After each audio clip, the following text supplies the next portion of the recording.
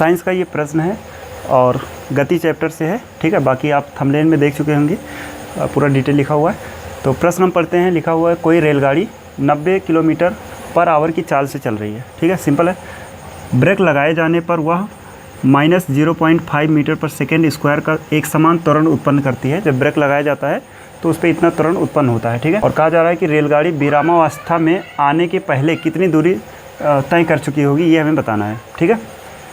तो प्रश्न क्लियर हो गया होगा कि एक रेलगाड़ी है जो 90 किलोमीटर पर आवर की स्पीड से चल रही है, ठीक है। तो रेलगाड़ी रुकने से पहले कितनी दूरी ट्रेवल की है, ये हमें बताना है ना। तो अब इसमें देखो क्या क्या दिया हो, उसको पहले यहाँ पे निकालते हैं। तो सबसे पहले देखा जाए कि रेलगाड़ी की चाल दी गई है।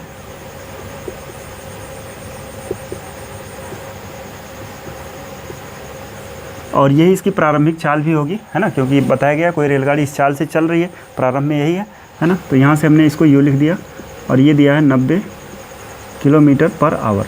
अब देखो यहाँ किलोमीटर पर आवर है, जबकि यहाँ मीटर पर सेकंड रहेगा, है ना। तो इसको हम मीटर पर सेकंड में कर लेते हैं पहले ही। तो इसके लिए क्या करते हैं, ये बड़ा होता है ना यूनिट, किलोमीटर पर आवर बड़ा है और ले जाना है किसमें, छोटे में, मीटर पर सेकंड में। तो इसको 5/18 से गुणा कर देते हैं और ये मीटर पर सेकंड में आ जाता है, ठीक है। तो यहाँ से 18 से ये कट जाएगा 5 बार में और 5 का गुणा हो जाएगा 25 मीटर पर सेकंड। तो ये है रेलगाड़ी की चाल 25 मीटर पर सेकंड। ये दिया था 90 किलोमीटर पर आवर था, उसको हमने मीटर पर सेकंड में बना लिया है, ठीक है। सिंपल होता है कि किलोमीटर पर आवर को अगर मीटर पर सेकंड में ले जाना है तो 5/18 से गुणा कर दो। ब्रेक लगाए जाने पर वह इतने का त्वरण उत्पन्न करती है, यानी त्वरण दिया हुआ है जिसको ए से लिखा जाता है। ये है -0.5 मीटर पर सेकंड, ठीक। एक समान त्वरण उत्पन्न करती है। तो विरामावस्था में आने के पहले, यानी रेलगाड़ी विरामावस्था में आ जाएगी, है ना, तो उस हिसाब से इसका अंतिम जो वेग होगा, रेलगाड़ी का अंतिम वेग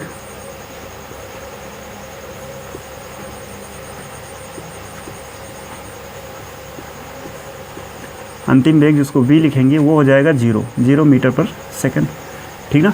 रुकने से पहले बोला गया कितनी दूरी ट्रेवल की होगी।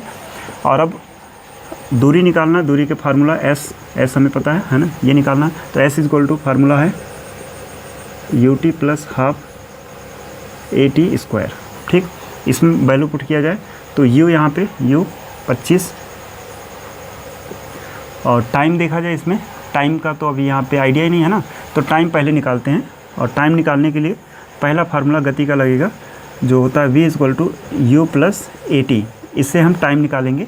तो अब इसमें देखो v अंतिम वेग 0 दिया हुआ है, प्रारंभिक है 25 प्लस a यहाँ पे माइनस का 0.5 है और t निकालना है, ठीक है। t वैसे रहा।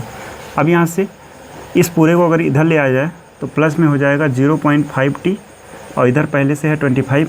अब इस 0.5 को नीचे लाओ तो t = आ जाएगा 25/0.5।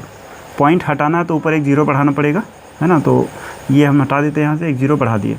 अब 5 से इसको डिवाइड किया जा सकता है तो 5×5 = 25, यानी 50 सेकंड आ गया। टाइम कितना हो गया, 50 सेकंड। अब ये टाइम वहाँ पे रखा जा सकता है, ये है 50 और प्लस का हाफ वैसे रहा। a माइनस का 0.5 है और t यही है 50, है ना, और स्क्वायर कर देंगे। इसको सॉल्व करेंगे और हमारा आंसर यहाँ से आ जाएगा। इन दोनों का गुणा कराया जाए तो 25 और 5 का गुणा 25×5 = 125 होता है और एक 0 लग जाएगा, प्लस 1/2 वैसे माइनस का 0.5। अच्छा, ये माइनस यहाँ प्लस माइनस का गुणा करके यहाँ माइनस लिख देते हैं 0.5 और 50 को 2 बार लिखना है, स्क्वायर लगा हुआ है, ठीक। अब यहाँ से 2 से ये 50 कट जाएगा, 25 आएगा।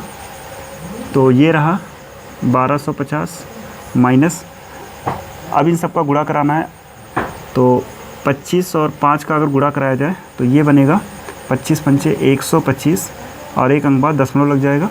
और अभी 50 का गुणा कराना बाकी है, ठीक है।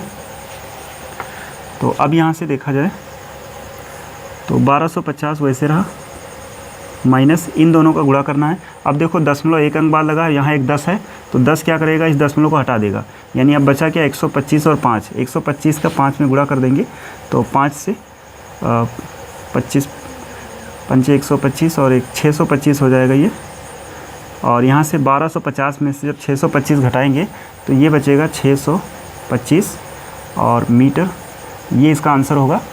यानी कि जो यहाँ पे रेलगाड़ी है वो विरामावस्था में आने से पहले इतनी दूरी जो है ट्रैवल कर चुकी होगी, ये इसका आंसर है।